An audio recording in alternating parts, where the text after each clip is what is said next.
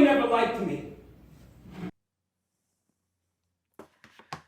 Those are the words from Corey in the famous scene in Fences by August Wilson, which Fences is a fantastic play that just recently rereading, man, it has a lot of, I'm going to get into it in a minute. So this is a couple years ago. I performed this scene in a scene study class at Stella Adler Academy of Acting and Theater in Los Angeles. My director gave me the opportunity while I was working on another scene for the class. He asked me and another student if we wanted to work on Fences. At the time, I had seen clips on YouTube, which I suggest you go see if you can, of James Earl Jones performing in this scene, of Denzel Washington performing in this scene, and watching it, each one of these performances, I just did not connect with Corey. I did not. I just felt like I could do better. I had that confidence that I could do better. So I hopped on the opportunity to try and give my hand at doing it better. So for this video, we're going to look at that scene and see if I did do better, because I haven't watched back this scene in quite some time. So I want to sit back, watch it, critique it, see where I could have done better, see what I liked that I did. Just break it down and hopefully learn something from it to move forward. But let's celebrate August Wilson. Let's watch this performance. Let's talk about it.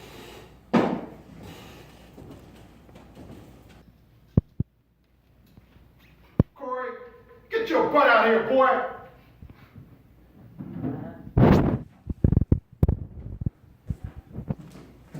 Forgive the audio.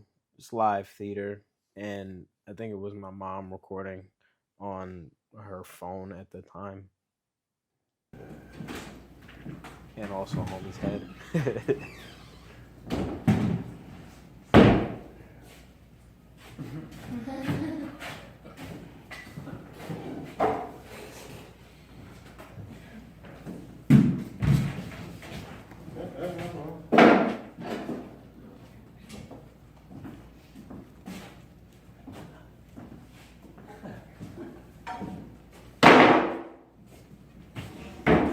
How the scene actually plays out in the play, we kind of edited that because obviously this was just the scene. So it's kind of a different kind of energy, but I like the energy that I did come in with the, I just got back from football practice. I really don't want to be doing this, man. You called me. I was in there trying to eat my sandwich. Though I could think of some funny things I could have probably done to, communicate. I was trying to eat my sandwich.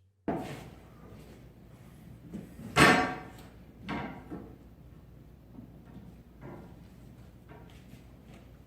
did like that moment where it's like, I want to say something to you right now, Pop. Can't really say it though.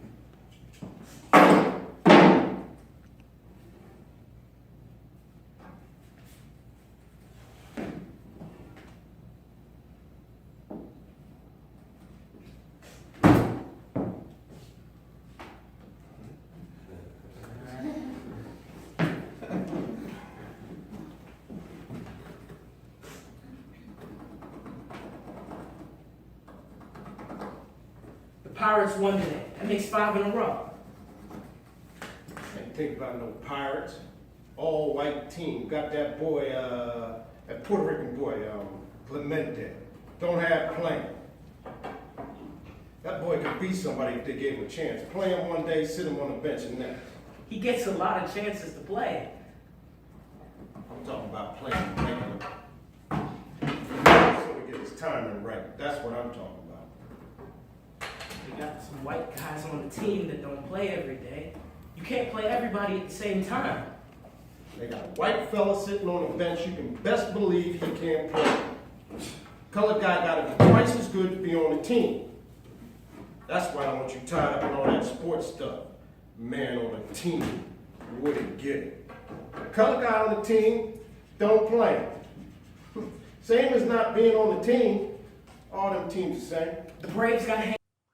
I realized after rereading it again, like the power in that scene. There's a scene before this where Rose and Bono and Troy are all talking, and Bono tells Troy that he just came along too soon, and that's why he wasn't able to make it into the majors. And Troy tells him, there ought not never have been a time called too early. There ought not have ever been a time called too early. And it just gives a lot more depth to these scenes. And also when you think about the themes that run through the play, when times are changing, you know, everybody says, oh, there's three things. Just three things that came to my mind at the time. Three things that happen. When times are changing, you either get excited, scared, or resentful. And sometimes it's a mix of the three. I also see it running more in the background of what it is that Corey wants from his father and what it is his father won't allow for him to have. Hank Aaron and Wes Covington. Hank Aaron hit 2 home runs today. That makes 43. Think about no Hank Aaron. That's what he's supposed to be doing. He's just doing his job. Ain't nothing to it. All you gotta do is get your timing and make sure you got your follow through right. Hell, I can hit 43 home runs now. Not off no major league pitching, you couldn't. Negro leagues had much better pitching. It's 7 home runs off of Satchel Paige. Ain't nothing better than that. Sandy Koufax. He's leading the league in strikeouts. I ain't thinking about no Sandy Koufax. You got Warren Spahn. I wanted to give it that feel of like father and son just having a conversation about sports. And Lou Burdick, you couldn't hit no home runs off of no Warren Spahn. I'm done with that now. I'm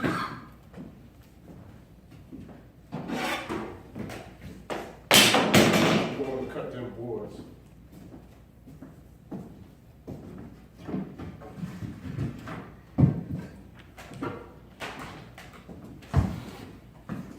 And your mama tell me you done got recruited by a college football team. Is that right? Yeah.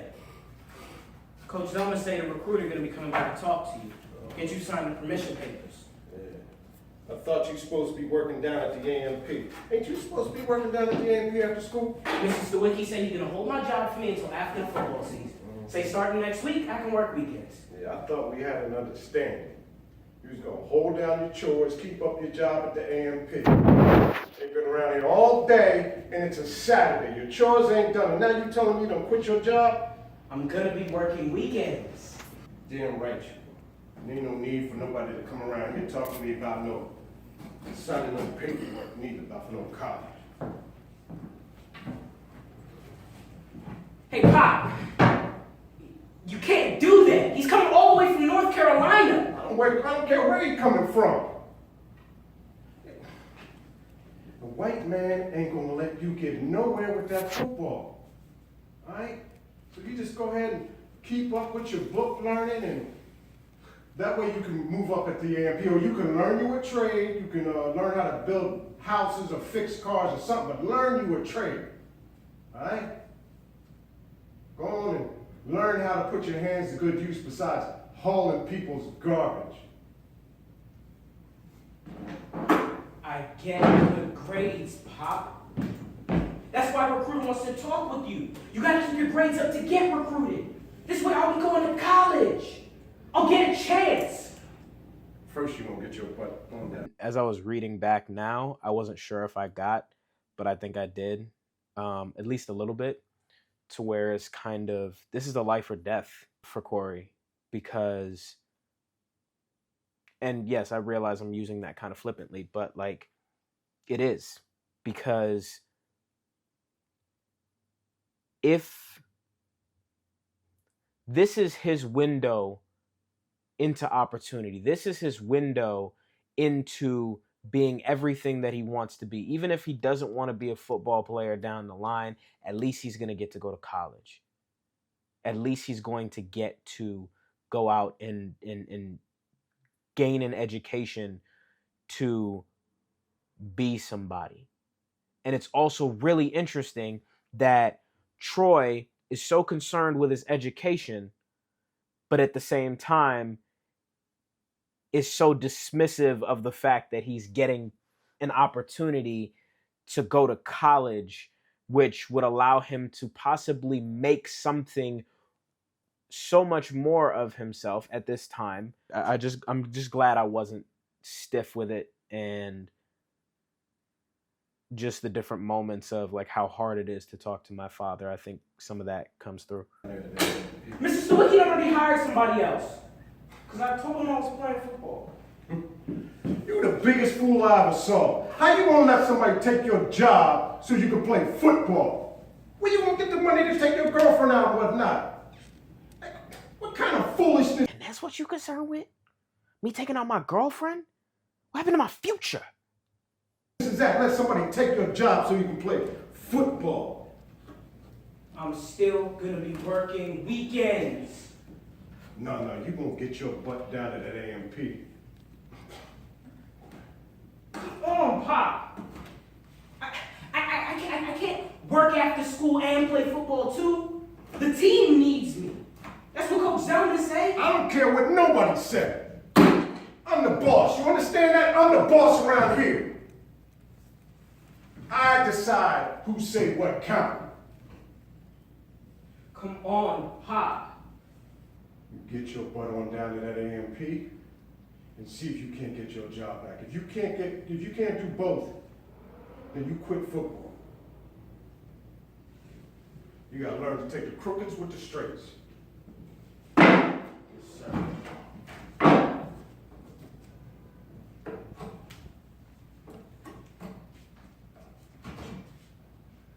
Can I ask you a question? The hell question you gotta ask me? This is the wicked one you got the questions for. How come you ain't never liked me?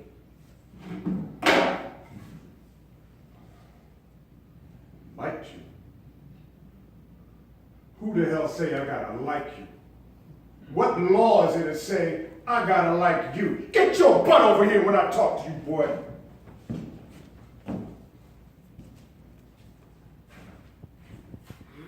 Also, he's a teenager, you know. There's a little, granted, I understand Troy's his father, but there's still a little defiance in him, you know. Get that body language in there. Stand up straight, goddammit. What law is there to say I gotta like you? None. Oh, all right then. You eat every day? I asked you a question. Do you eat every day? Yeah. Nigga, as long as you in my house, you put a sir on the end of it when you talk to me. Yes, sir. You eat every day. Yes, sir. Got a roof over your head. Yes, sir. Got clothes on your back. Yes, sir. Why you think that is? Because of you. Oh, hell, I know it's because of me, but why do you think that is?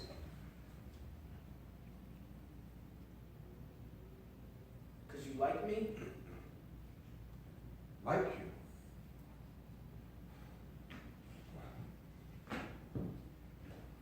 I leave out of this house every day.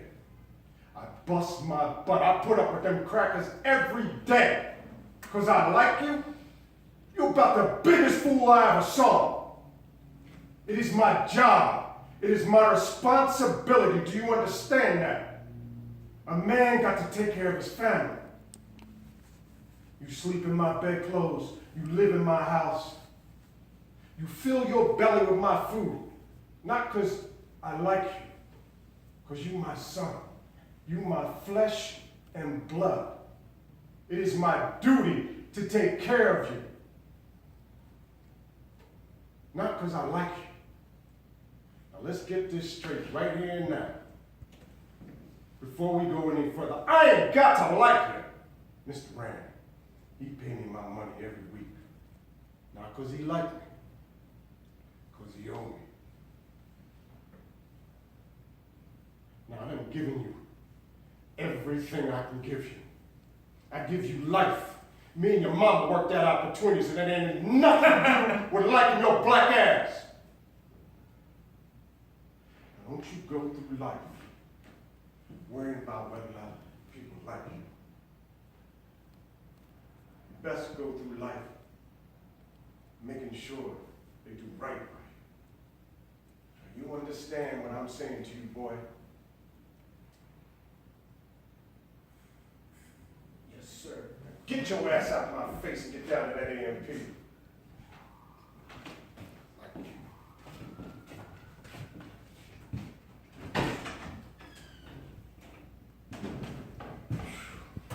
Opened the door so hard, the other door opened. I thought I did a really good job when I was doing it. I thought that hindsight was, nostalgia filtered glasses. Actually sitting down to watch it, there would have been a lot more that I didn't like. You could tell I was listening. I like the little moments that I added. I'm a little moments kind of guy. So, little moments of hesitancy before, talking to him, or, waiting for certain moments to react to him. Knowing that there's, something serious going on, but trying to bring a levity to it while we're talking about sports. I enjoyed being able to bring to it a different energy than what I'm used to seeing. I think there was a youthful energy that I had. There was the desperation. And I think that's one of the things that I thought wasn't going to be there, but it is there. So I'm happy with that. I sincerely wish that when working on this character, we didn't have a whole lot of time to work on it because, as I said, we were working on other scenes at the time. But I really do wish that I would have been able to dive deeper into Troy, because it would have given me a much clearer picture as to how Corey lives his life, how he sees his father, but also the things that his father is going through, why he is the way he is, things that Corey would not necessarily know about, but he could possibly feel. And he might attribute it to other things, but there would be something at least that he feels that's off in his father. And maybe that allows for a little bit more empathy or forgiveness towards his father. Maybe it allows for, I don't know, a softness, even though you're furious with him. I don't know what it could have allowed for, but I just think that it would have been nice to have worked on. But I want to read to you guys from the introduction real quick that Lloyd Richards wrote in the version that I have here of Fences. Just a few quick excerpts. He tells the story of Troy Maxon, born to a sharecropper father who was frustrated by the fact that every crop took him further into debt. The father knew himself as a failure and took it out on everyone at hand, including his young son Troy, and his wives, all of whom leave him. Troy learns violence from him, but he also learns the value of work and the fact that a man takes responsibility for his family no matter how difficult circumstances may be. An excellent baseball player, Troy learns that in the land of equal opportunity, chances for a black man are not always equal, and that the same country that deprived him asked sacrifice of his brother in World War II, and got it. Half his brother's head was blown away, and he is now a disoriented and confused, beautiful man. When I first read that, reading back now, I was reading a little disoriented, and I thought that when it was talking about a beautiful man, it was referring to Troy and not referring to his brother Gabriel.